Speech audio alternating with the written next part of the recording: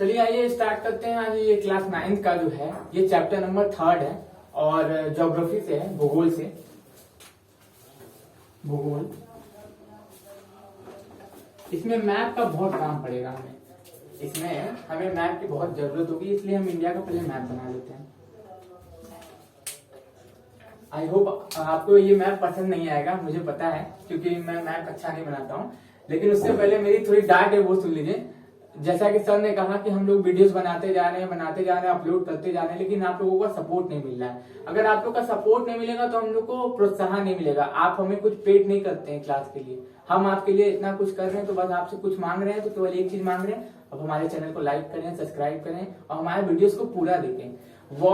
View बढ़ाने से कुछ नहीं हो जाएगा। जब तक आप वीडियो को देखेंगे नहीं, आप हमें रिस्पॉन्स नहीं करेंगे, तब तक हमें नहीं समझ में आएगा कि हम कैसा पढ़ा रहे हैं। तो अब फालतू बकवास बंद करते हैं, आइए टॉपिक पे आते हैं।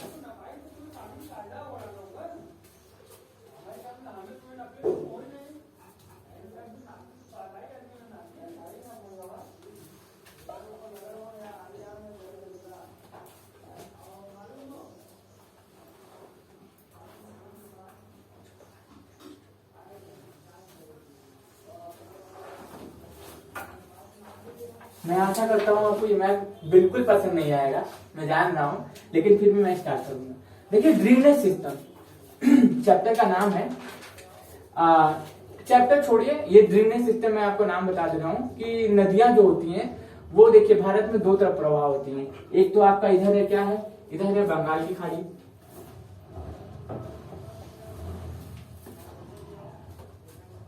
और इधर है अरब सागर।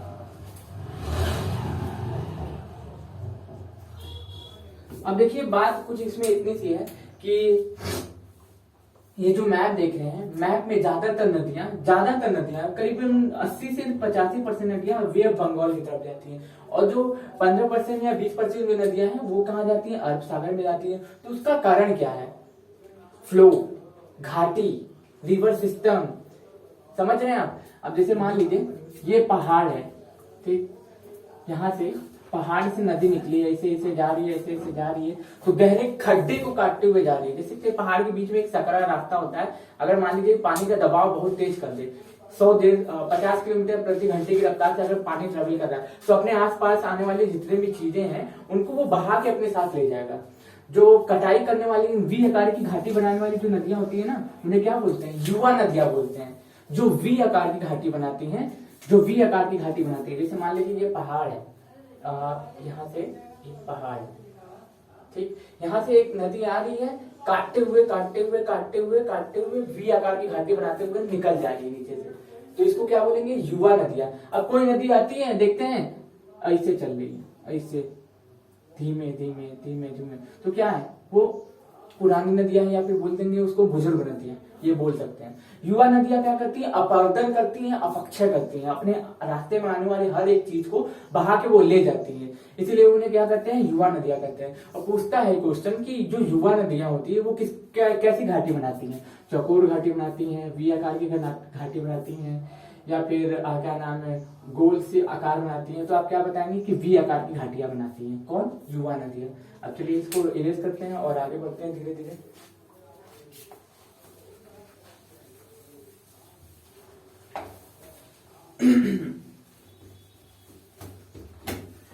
अब देखिए, भारत की जो नदियां हैं उनको हम लोग दो टाइप से पढ़ेंगे।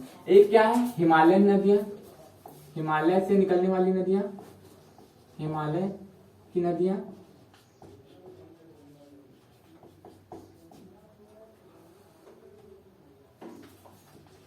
और दूसरी क्या है?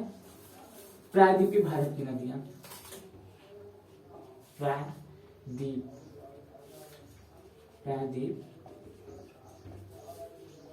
भारत की नदियां। अभी की जो नदियां हैं अपने साथ अगर पानी का अपरदन कर रही है, अपक्षय कर रही है, पहाड़ों को काटते हुए जा रही है, तो जाहिर सी बात है अगर पहाड़ों की कटाई करनी है तो बीच में उनको एक सकरा सा कोई रास्ता मिलेगा, वहां पे जाके वो छोटे से तालाब के निर्माण कर देंगी, उसे या फिर उसे झील कहेंगे। तो भारत में कई सारी झीलें भी हैं। तो बेसिकली हम लोग इस चैप्टर में जानेंगे कि भारत में कौन कौन सी झीलें इंपॉर्टेंट है, कौन सी झील कहाँ है, कौन सी नदी कहाँ से निकलती है, इसके बारे में हम इस पे एकदम अच्छे से इस चैप्टर को कंप्लीट करते हुए आगे बढ़ेंगे। चलिए सबसे पहले स्टार्ट करते हैं कि भारत का सबसे बड़ा नदी तंत्र कौन सा है। भारत की सबसे बड़ी नदी तंत्र द्रोणी कौन सी है। नदी तंत्र द्रोणी। द्रोणी क्या होता है? द्रोणी आप ये समझिएगा, एक नदी में आके कई सारी नदियां मिल जाती हैं, उसे क्या कहते हैं? नदी द्रोणी बोलते हैं। पेनिसुला आप सुने होंगे, एक नदियों में कई सारी नदियों को आके मिल जाना, उसे को क्या कहेंगे? नदी द्रोणी कहेंगे। अब देखिए, अब स्टार्ट करते हैं कि भारत की सबसे बड़ी नदी द्रोणी कौन सी है? गंगा। भारत की सबसे बड़ी नदी तंत्र बोले तो कौन सी है? गंगा नदी तंत्र। गंगा नदी तंत्र। अब ये निकलती कहाँ से है? आप यह जानते होंगे कि यहाँ पे है उत्तर प्रदेश वाला इलाका, यहाँ पे है उत्तराखंड वाला इलाका, यहाँ पे है बिहार वाला इलाका। तो उत्तराखंड में एक ग्लेशियर है, गंगोत्री ग्लेशियर। अब मैं यहाँ पे बनाता हूँ,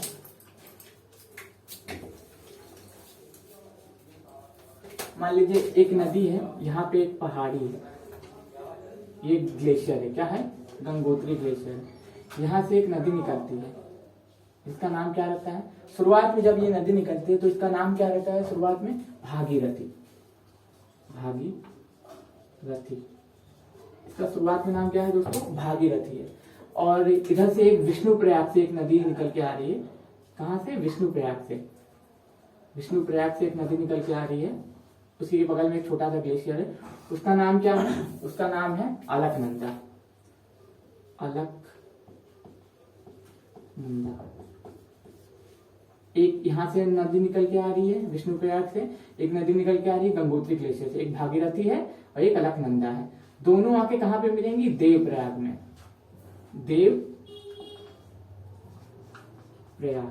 देवप्रयाग में। और देवप्रयाग में जैसे ही दो नदियों का संगम होगा, वहां से ये जो नदी बन जाएगी ना, उसी को हम लोग क्या बोलते हैं? गंगा बोलते हैं। क्या बोलते हैं? गंगा बोलते हैं। गंगा। वो दो नदियों के संगम से जो नदी बनी है देवप्रयाग में आके, उसे क्या बोलते हैं? गंगा बोलते हैं। कहां से निकली थी? गंगोत्री से निकली थी। कौन सी नदी? भागीरथी। भागीरथी पे ही भारत का सबसे बड़ा डैम है। कौन सा डैम है? भागीरथी नदी पे ही सबसे बड़ा डैम है। कौन सा डैम है वो आप हमें कमेंट करके बताइए, तब नहीं तो मैं लास्ट में तुम्हें आपको बताऊंगा। देखिए, एक है गंगोत्री ग्लेशियर से निकली भागीरथी नदी, एक विष्णुप्रयाग से नदी होते हुए आ रही है अलकनंदा। दोनों का आके संगम हुआ देवप्रयाग में, वहां से हो गई गंगा। अब गंगा की जो लंबाई है भारत में सबसे ज्यादा है 2525 किलोमीटर। कितना है? 2525 किलोमीटर। इसमें एक जो है डॉल्फिन पाई जाती है। बेसिकली वो डॉल्फिन केवल गंगा नदी में ही पाई जाती है। वो क्या नाम है? क्रिटिकली इंडेंजर्ड है, मतलब ये क्या नाम है? यूनेस्को के एक विश्व विरासत सूची में शामिल सबसे ज्यादा खतरे में ये जो है प्रजाति है। मुश्किल से ये 2500 या 3000 के आसपास गंगा नदी में है। ये मीठी पानी में और साफ पानी में पाई जाती है। उसको बोलते हैं गैंगेटिक डॉल्फिन। वो केवल कहाँ पाई जाती है? गंगा नदी में पाई जाती है, और कहीं भी पूरे विश्व में कहीं नहीं पाई जाती। जिस तरह से एक सिंग वाला गैंडा केवल असम में पाया जाता है, उसी तरीके से गैंगेटिक डॉल्फिन कहाँ पाई जाती है? केवल और केवल गंगा में पाई जाती है। ये मीठे पानी में पाई जाती है और स्वच्छ पानी, उसको साफ पानी चाहिए, गंदे पानी में वो मर जाएगी। तो गंगा की टोटल लंबाई कितनी है? 2525 किलोमीटर। अब गंगा भागीरथी पे एक डैम है, उसका आप कमेंट करिए, नहीं तो मैं आपको बताऊंगा ही। अब देखिए, गंगा नदी जो है बहते हुए कई राज्यों में ट्रेवल करेगी। अब जैसे मान लीजिए, एक है उत्तराखंड, दूसरा है यूपी, तीसरा है बिहार, ठीक, बिहार, और एक और राज्य आता है 106 किलोमीटर वहां पे बहती है। उसका आंसर आप बताइए। एकदम बगल में ही है, बिहार के बगल में ही, अगर बता सकते तो बताएंगे। झारखंड 106 किलोमीटर। फिर पश्चिम बंगाल में ये दो वितरिकाओं में बढ़ जाती है। मान लीजिए ये पश्चिम बंगाल में आई तो दो वितरिकाओं में बढ़ जाती है। एक नदी चली जाती है कहाँ पे? कोलकाता चली जाती है ना, जो उसकी कैपिटल है। एक नदी चली जाती है कोलकाता, वहां पे उसको कहते हैं हुगली। कोलकाता में जो गंगा की एक वितरिका टूट के, मतलब कि मान लीजिए कोई बीच का रास्ता आया होगा, वहां से नदी दो भागों में बट गई होगी। अब जैसे मान लीजिए यहाँ पे एक नदी बह के आ रही है, एक नदी बह के आ रही है, यहाँ पे कोई ऐसे पहाड़ दिखा होगा, एक नदी एक हिस्सा इधर आ गया, एक हिस्सा इधर आ गया बह के लड़के, तो एक वितरिकाएं बट के कहाँ आ जाती है? कोलकाता में आ जाती है। कोलकाता में इस नदी को क्या कहते हैं? हुगली के नाम से जाना जाता है। जैसे ये बांग्लादेश में प्रवेश करती है ना, बांग्लादेश में इसे पद्मा के नाम से जाना जाता है। किसके नाम से जाना जाता है? पद्मा। बांग्लादेश में गंगा नदी को पद्मा के नाम से जाना जाता है। और ये जैसे ही वहां पे वे बंगाल में गिरने वाली रहती है सुंदरबन डेल्टा के पास, वहां पर से इसका नाम क्या हो जाता है? भागीरथी हो जाता है। आश्चर्य की बात है, जिससे शुरुआत की थी वहां पे, फिर जब ये गिरने से पहले जब वहां पे सुंदरबन डेल्टा में जाती है, वहां पे इसका नाम वापस से क्या हो जाता है? वापस से इस नदी का नाम हो जाता है भागीरथी। और फिर एक नदी पीछे से आती रहती है, उसको मैं आपको बताता हूँ। आप गंगा नदी को आई होप आपको समझ में आ रहा होगा। अगर समझ में नहीं आ रहा है तो इसको बार बार देखें, क्योंकि ये जो है आपको बुक में बहुत ज्यादा डिफिकल्ट मिल जाएगा। गंगा की कुछ सहायक नदियां भी हैं, जैसे कि मान लीजिए गंगा की सबसे बड़ी सहायक नदी अगर पूछे तो कौन है? यमुना है। यमुना। गंगा की सबसे बड़ी सहायक नदी कौन सी है? यमुना है। और यमुना की सबसे बड़ी सहायक नदी कुछ चंबल है, बेतवा है, केन है, ये सभी हैं। लेकिन उसमें से जो एक नदी है केन, वो आके डायरेक्ट किस में मिल जाती है? गंगा में मिल जाती है। चंबल, बेतवा, केन, सोन, ये सब जो है, चंबल, बेतवा, केन, टूंस, ये सब किसकी सहायक नदियां है? गंगा की सहायक नदियां हैं। अब जो सोन नदी है, सोन है, जो महानदी है, ये सब जो है गंगा की सहायक नदियां। पूछता है कि गंगा की सहायक नदियां कौन कौन सी है, तो गंगा की सहायक नदियां कौन कौन सी है? केन है, टोन्स है, चंबल है, बेतवा है, केन है, महानदी है, ये सभी किसकी है? गंगा की सहायक नदियां हैं। अब देखिए गंगा को मेरे हिसाब से आपको गंगा अच्छे से समझ में आ गया होगा। अब चलिए आ जाते हैं दूसरी, ब्रह्मपुत्रा नदी तंत्र। ब्रह्मपुत्रा नदी तंत्र, अगर आप इसको स्क्रीनशॉट लेना चाहे तो ले सकते हैं। आपको बार बार ये लेक्चर सुनेंगे तभी समझ में आएगा, ये एक बार में समझ में आने वाली चीज नहीं है। अभी इससे क्वेश्चन भी बनेंगे तो आप कंफ्यूज हो जाएंगे। तो चलिए आगे बढ़ते हैं। अब आगे है ब्रह्मपुत्रा नदी तंत्र। ब्रह्मपुत्र नदी तंत्र। अब ये इसका भी खेला अलग है। जब ब्रह्मपुत्रा नदी कहां से निकलती है? मानसरोवर लेक जो है, मानसरोवर झील जो है तिब्बत में, उसी के बगल से निकलती है। जब ये निकलती है ना तो इसका नाम ब्रह्मपुत्रा नहीं रहता है, सांगपो रहता है। क्या रहता है इसका नाम? सांगपो। इसका नाम जब ये निकलती है, कहां से निकलती है? याद रखिएगा, तिब्बत के मानसरोवर झील के पास से निकलती है, तब इसका नाम क्या रखा है? सांगपो। सांगपो, सांगपो रहता है जब तिब्बत के मानसरोवर के पास से निकलती है। तिब्बत के मानसरोवर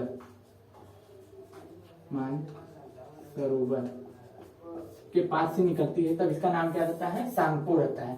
फिर ये जैसे ही अरुणाचल प्रदेश वाले इलाके में आती है, ठीक, अरुणाचल प्रदेश वाले इलाके में आती है, इसका नाम क्या हो जाता है?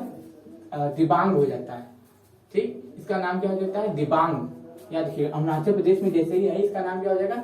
दिबांग या दिहांग, जो भी आपको मिले आप उसमें टिक करिएगा। दोनों नाम दे दिया जाता है कभी कभी कंफ्यूज करने के लिए, वैसे एक ही मिलेगा, दिबांग या दिहांग, दोनों आप याद रखिए। दिबांग या दिहांग इसको कहाँ कहा जाता है? एपी में कहा जाता है। आंध्र प्रदेश नहीं है, अरुणाचल प्रदेश है, याद रखिएगा, क्योंकि दोनों का जो नेम है शुरू से ही स्टार्ट होता है एपी से ही, तो आप इसको कंफ्यूज मत होइएगा। देखिए एपी, दिबांग या दिहांग कहा जाता है कहाँ पे? कहाँ कहा जाता है इसे? अरुणाचल प्रदेश में। अब ये जैसे ही अरुणाचल प्रदेश से असम में प्रवेश करती है ना, घूमते हैं, जो क्या नाम है, नामचा बरवा पर्वत श्रेणी है, वहां से घूमती है, नामचा बरवा ये जो पर्वत श्रेणी है, वहां से घूम के ट्रेवल करके असम में आती, तब इसका नाम हो जाता है ब्रह्मपुत्रा नदी। तब इसका नाम होता है ब्रह्मपुत्रा। ब्रह्मपुत्रा। और ये ब्रह्मपुत्रा ही नदी जो है जो सबसे बड़े गाज का निर्माण करती है। पूछता है कि कौन सी ऐसी नदी है जो गाज का निर्माण करती है, तो ब्रह्मपुत्रा ही ऐसी एक नदी है जो सबसे बड़े गाज का निर्माण करती है। गाज का निर्माण करने वाली सबसे बड़ी नदी कौन सी है? तो और ये एक द्वीप का भी निर्माण करती है, मांझली द्वीप। मांझली द्वीप का निर्माण करने वाली नदी कौन सी है? यही ब्रह्मपुत्रा नदी है। सांगपो दियांग दिबांग नहीं है, ये ब्रह्मपुत्रा नदी करती है। किसका? मांझली द्वीप का निर्माण करती है ये नदी। तो बेसिकली हमें इसी के बारे में ज्यादा कुछ जानना था। अब देखिए जैसे बांग्लादेश में प्रवेश करती है तो इसका नाम क्या हो जाता है? जमुना। जमुना। उधर से आ रही है गंगा, जिसका नाम क्या है? पद्मा। दोनों आपस में मिलेंगी, फिर गिरेंगी कहाँ पे? वे ऑफ बंगाल में। वे ऑफ बंगाल में, तब इसका नाम हो जाएगा मेघना। तब इसका नाम क्या हो जाएगा? मेघना हो जाएगा। तो देखिए गंगा नदी तंत्र और ब्रह्मपुत्रा नदी तंत्र, इसकी जो दिबांग, इसकी सहायक नदियां है दिबांग, दिहांग, पगला दिया, इंद्रावती, ये सब जो इसकी सहायक नदियां हैं। तो चार तो याद लिखिएगा नाम, दिबांग, दिहांग, पगला दिया। नाम थोड़ा अजीब है लेकिन लेने में मजा आ रहा है। तो दिबांग, दिहांग, पगला दिया, इंद्रावती, हेमावती, ये सब जो नदियां हैं वो किसकी सहायक नदियां हैं? ये सब सहायक नदियां हैं आपकी किसकी? ब्रह्मपुत्र नदी की। तो अब आगे बढ़ते हैं। आई होप आपको ब्रह्मपुत्र नदी तंत्र भी अच्छे से समझ में आया होगा और आपको गंगा नदी तंत्र भी अच्छे से समझ में आया होगा। अब देखिए जैसे नदी खत्म होता है मैं आपको लेक के ऊपर ले चलता हूँ, तो लेक से भी क्वेश्चन आते हैं और 100% उसमें मैप में दिए हुए क्वेश्चन आपको दर्शाने रहते हैं कि मैप में क्वेश्चन कहाँ से आएंगे और कहाँ से नहीं आएंगे। अब देखिए प्रायद्वीपीय भारत में भी कुछ नदियां हैं। अगर पूछे कि भारत में गंगा के बाद सबसे बड़ी कोई दूसरी नदी है, बड़ी नदी है, तो आप क्या चीज लगाएंगे? ब्रह्मपुत्र लगाएंगे कि गोदावरी लगाएंगे? तो आप हमेशा 100% मान के चलिएगा गोदावरी है। गोदावरी, गोदावरी गंगा के बाद भारत की सबसे बड़ी दूसरी नदी है। सबसे बड़ी दूसरी नदी अगर भारत में पूछे कौन सी है तो गोदावरी है। अब ये गोदावरी निकलती कहाँ है? ये निकलती है कहाँ से? अब ये निकलती है नासिक के त्र्यंबकेश्वर पहाड़ी से। कहाँ से निकलती है? नासिक, मान लीजिए ये नासिक है। नासिक कहाँ है? महाराष्ट्र में। महाराष्ट्र में ये नासिक की एक पहाड़ी है जिसको बोलते हैं त्र्यंबकेश्वर। त्र्यंबकेश्वर, त्र्यंबकेश्वर की पहाड़ी से एक नदी निकलती है जिसका नाम रहता है गोदावरी। और ये कहां से निकलती है? नासिक के त्र्यंबकेश्वर, नासिक के त्र्यंबकेश्वर, नासिक के त्र्यंबकेश्वर। 5 बार बोल रहा हूं, बार बार गलती ना हो आपसे, इसलिए 5 बार बोल रहा हूं। नासिक के त्र्यंबकेश्वर पहाड़ी से एक नदी निकलती है जिसका नाम क्या रहता है? गोदावरी। गोदावरी नदी अपना जल कहाँ संग्रहित करती है, मतलब कि कहाँ फ्लो करती है? आप याद रखिएगा कि कहाँ से फ्लो करती है अपनी नदी। ये गिरती है कहाँ पे? बे ऑफ बंगाल में। कंफ्यूज मत हुई कि क्या नाम, ये नदी जो है यहाँ से निकल रही है नासिक के त्र्यंबकेश्वर से, पश्चिम से। कहाँ से? पश्चिम से पूरब की ओर आ रही है ना, तो लोग सोचेंगे नहीं इधर ही जाएगी, लेकिन इधर नहीं जा रही है, ये इधर आ रही है। अब इसके बाद जो है एक और नदी है, इसके बाद है कृष्णा नदी। क्या है? कृष्णा नदी। कृष्णा नदी दक्षिण भारत की पेनिसुलर नदियों में इसे गिना जाता है। कृष्णा नदी कहाँ से निकलती है? ये कहां से निकलती है? महाबलेश्वर से निकलती है। ये भी कहां से निकलती है? महाबलेश्वर, कर्नाटक के महाबलेश्वर। या तो कर्नाटक होगा या तो क्या नाम है आपका महाराष्ट्र होगा। आप एक बार कंफर्म कर लीजिएगा, मुझे भी थोड़ा डाउट है इसलिए आप, लेकिन मान के चलिएगा कर्नाटक के महाबलेश्वर से। महाबलेश्वर, कर्नाटक के महाबलेश्वर या तो महाराष्ट्र, दोनों होगा, दोनों में से एक ही होगा। 50-50 है दोनों पे। तो एक बार बुक ही उठा लेता हूँ, मेरे पास बुक नहीं है, नहीं तो मैं देख लेता। तो अब याद रखिएगा कि कृष्णा नदी कर्नाटक के ठीक महाबलेश्वर से, मुझे पता नहीं क्यों 60% इसमें लग रहा है कि ये जो है महाबलेश्वर से निकलती है और ये महाराष्ट्र में है, लेकिन फिर भी आगे बढ़ते हैं। और ये अपना नदी कहाँ गिराती है, कहाँ फ्लो करती है? क्वेश्चन इससे ये बनेगा कि जो नदी है ये जो है कृष्णा नदी अपना जल कहाँ गिराती है? कहाँ गिराती है? बंगाल की खाड़ी में गिराती है। कहाँ? पूरब में, पश्चिम में मत जाइएगा।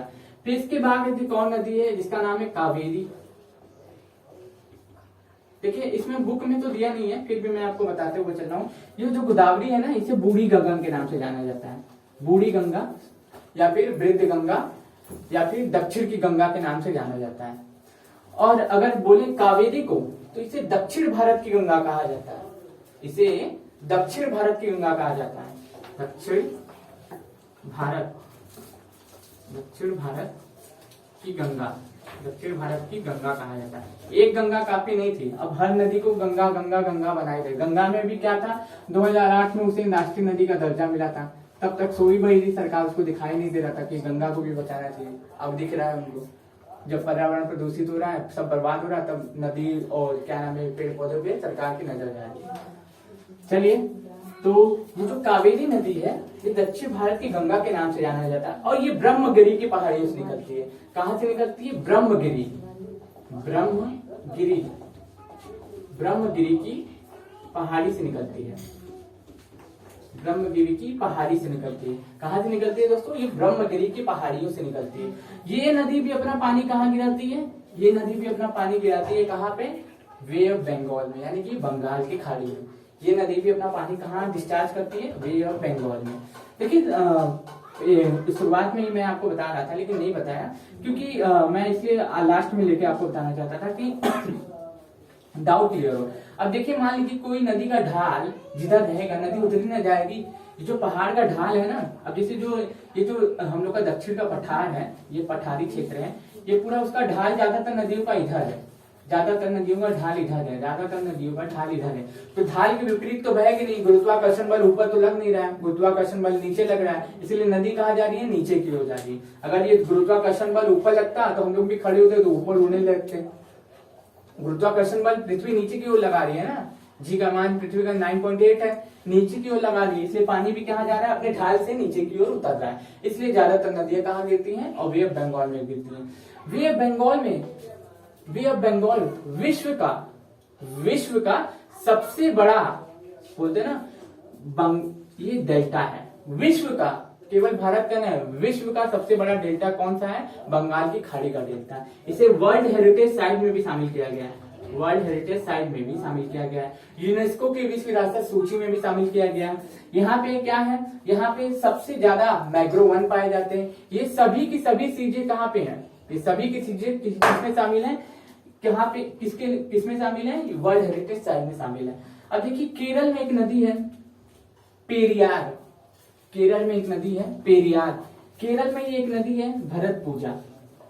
केरल में ये याद रखिए, यहाँ पे केरल वाला इलाका है, ठीक। ये मैं आपको नॉलेज के लिए बता रहा हूँ कि केरल में एक नदी है जो है पेरियार, एक है भरतपुजा। भगवान के नाम भी इन नदियों के नाम है, भगवान के नाम पे, इनकी सहायक नदियों में भगवान के नाम पे है। बेसिकली बुक में तो इतना ही दिया, लेकिन मैं आपको ज्यादा इसलिए बता रहा हूँ कि क्वेश्चन बनते हैं उनसे। अब देखिए एक लूनी नदी है, लूनी नदी ये निकलती है आपके वो जो पहाड़ी आप देख रहे हैं अरावली की पर्वत श्रेणी, उसके एक पार्ट से निकलती है, ठीक, उसके एक जगह से निकलती है और ये कच्छ के रण में विलीन हो जाती है। मतलब अपना जो सफर है ना समुद्र तक तय ही नहीं कर पाती, क्योंकि इसमें पानी ही नहीं रहता है। और दक्षिण भारत की ज्यादातर नदियां हैं, दक्षिण भारत की जो ज्यादा नदियां हैं वो क्या है? बरसाती नदियां हैं। जब तक बारिश होता है तब उसमें बराबर पानी रहता है, जब बारिश खत्म हो जाता है उसमें पानी नहीं रहता है।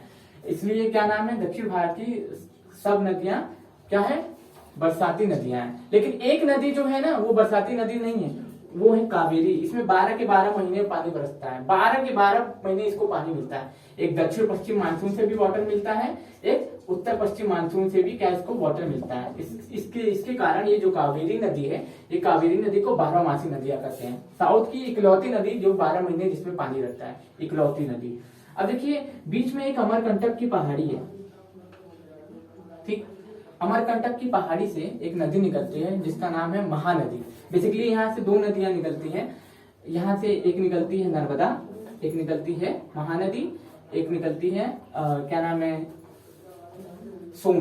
तीन नदियों का उद्गम स्थल क्या है? अमरकंटक की पहाड़ी है। उसी के आसपास एक क्षेत्र है छोटा सा, वहां से मोड़ नदी के लिए, लेकिन अमरकंटक में इसको शामिल किया जाता है। एक नदी निकलती है महानदी, ठीक, एक नदी निकलती है क्या? नर्मदा। नर्मदा अपना जल कहाँ डिस्चार्ज करती है? अरब सागर में। नर्मदा अपना जल कहाँ गिराती है? नर्मदा अपना जल कहाँ गिराती है? नर्मदा अपना जल कहाँ गिराती है? नर्मदा अपना जल कहाँ गिराती है? अरब सागर में। बार बार बोल रहा हूं मैं, आप सुनते हुए चलिएगा कि नर्मदा अपना पानी कहाँ गिराती है? अरब सागर में। और ताप्ती एक नदी है, नर्मदा और तापी के बीच में एक पूछा जाता है क्वेश्चन कि क्या पाया जाता है? नर्मदा और तापी के बीच भ्रंश घाटी पाई जाती है। वो मैंने आपको कल पढ़ाया था ना कि बलन पड़ गया। मान लीजिए मैं यहाँ खड़ा हूँ, भूकंप आया, जमीन फट गई, जमीन फट गई और मैं नीचे गिर गया। और फिर मैं ऊपर खड़ा होकर देखूंगा, अरे ये तो पहाड़ है क्या? लेकिन वो पहाड़ नहीं रहता है, वो भ्रंश घाटी रहती है। दो स्थानों के बीच का एक गहरा गड्ढा जिसे क्या कहते हैं? भ्रंश घाटी कहते हैं। भ्रंश घाटी के बीच में बहने वाली ये दोनों नदियां हैं। कौन कौन सी? नर्मदा और तापी। एक दामोदर भी है। दामोदर कहाँ है? पश्चिम बंगाल का शोक कहते हैं उसे, याद रखिएगा। दामोदर नदी कहाँ पाई जाती है? पश्चिम बंगाल में, उसे पश्चिम बंगाल का शोक कहते हैं। और ये जो आप जो देख रहे हैं ये ब्रह्मपुत्रा नदी, इसे क्या कहते हैं? असम का शोक कहते हैं, असम का शोक कहते हैं। बिहार का एक शोक कही जाने वाली नदी है कोसी नदी, अपने मार्ग के लिए जानी जाती है। पता चला रात को सोए हुए आराम से, सुबेरे उठ के देख रहे हैं कि खटिया के नीचे से पानी बह रहा है। तो इतना मार्ग बदलती रहती है, कभी इधर कभी उधर, कुछ हते पता नहीं रहता है। उसी तरह दामोदर भी है, क्या है? पश्चिम बंगाल का शोक। और असम का शोक किसे कहा जाता है? इसे ब्रह्मपुत्र नदी को। चलिए अब आगे कुछ झीलों के ऊपर चर्चा करते हैं जो क्वेश्चन 100% आएंगे और आए हुए हैं।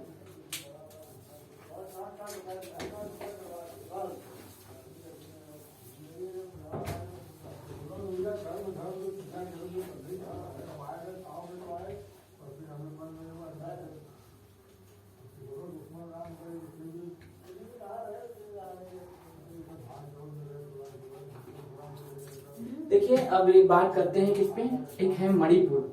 ठीक, यहाँ वाला जो इलाका है मणिपुर। मणिपुर में एक झील है जिसे कहते हैं लोटक झील। लोटक झील मणिपुर में कौन सी झील है? मणिपुर। मणिपुर में कौन सी झील है? लोटक झील। उड़ीसा में कौन सी झील है? उड़ीसा। उड़ीसा में कौन सी झील है? चिल्का झील। ये चिल्का झील ये आपको दर्शाने के लिए देता है, इसलिए मैं आपको दे रहा हूँ। ये मैप में दर्शाने के लिए दिया हुआ है बुक में। मणिपुर में कौन सी झील है? लोटक झील। उड़ीसा में कौन सी झील है? चिल्का झील। केरल में कौन सी झील है? केरल में अष्टमुडी झील, वेम्बनाड झील। अष्टमुडी झील, वेम्बनाड झील। अष्टमुडी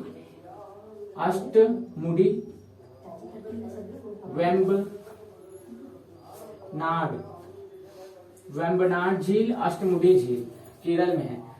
राजसम्मत झील, डिडवाना झील, ये सब कहाँ है? राजसम्मत झील, डिडवाना झील, ये सब कहाँ है? राजस्थान वाले इलाके में। कहाँ पे है? राजस्थान में। राजस्थान में है राजसम्मत डिडवाना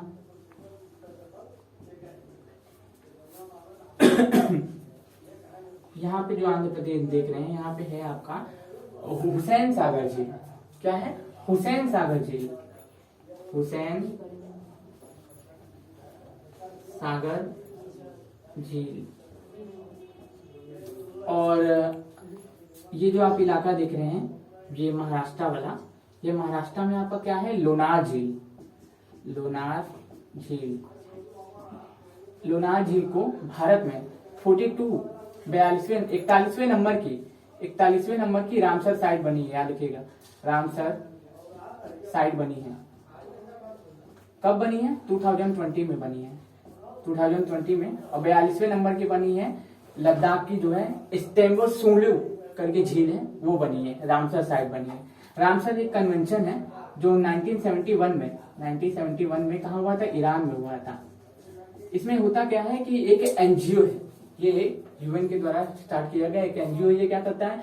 जितने भी पर्यावरण से संबंधित जो झीलें होती हैं या जो नदियां होती हैं, उनके कारण उनमें जो भौतिक परिवर्तन हो रहा है, जो मानव के द्वारा कोई परिवर्तन हो रहा है या फिर किसी भी कारण कोई भी परिवर्तन हो रहा है, उसकी देख रेख करती है कौन? ये रामसर साइट करती है। भारत में सबसे बड़ा रामसर साइट जो क्या है? पश्चिम बंगाल है। सबसे बड़ा रामसर साइट क्या है? पश्चिम बंगाल है। अब सबसे छोटा रामसर साइट है रेणुका। सबसे छोटा रामसर साइट क्या है? रेणुका। ये कहाँ पे है? उत्तराखंड में, यूके में। इसको सुनिएगा, इससे क्वेश्चन मिलते हैं आपको। जम्मू कश्मीर में है आपका क्या है? शेषनाग झील।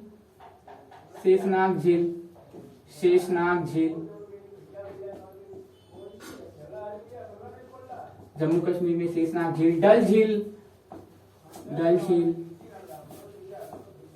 वुलर झील उत्तराखंड में। राकसताल, नैनीताल, खोरपाताल, ये सब जो झीलें हैं कहाँ पे हैं? उत्तराखंड में। राकसताल, खोरपाताल, नैनीताल, जो भी ताल दिखे सब उत्तराखंड लगा दीजिएगा, ऐसा मत करिएगा, गलत हो जाएगा। राकसताल, खुरपाताल, नैनीताल, ये सब जो चीजें हैं, इन सब चीजों को ही यहाँ पे ध्यान नहीं दीजिएगा। सीमेंट सबके जाके अगर ताल लगा तो उत्तराखंड मत लगा दीजिएगा, नहीं तो हो जाएगा आपका कल्याण। तो चलिए आज के लिए इतना ही रखते हैं। आई होप आपको ये लेक्चर पसंद आ रहा होगा। अगर पसंद आ रहा है तो जरूर से लाइक करें, सब्सक्राइब करें। अगर नहीं भी आ रहा है तब भी करें, क्योंकि हम लोग आपके लिए बहुत मेहनत कर रहे हैं। धन्यवाद।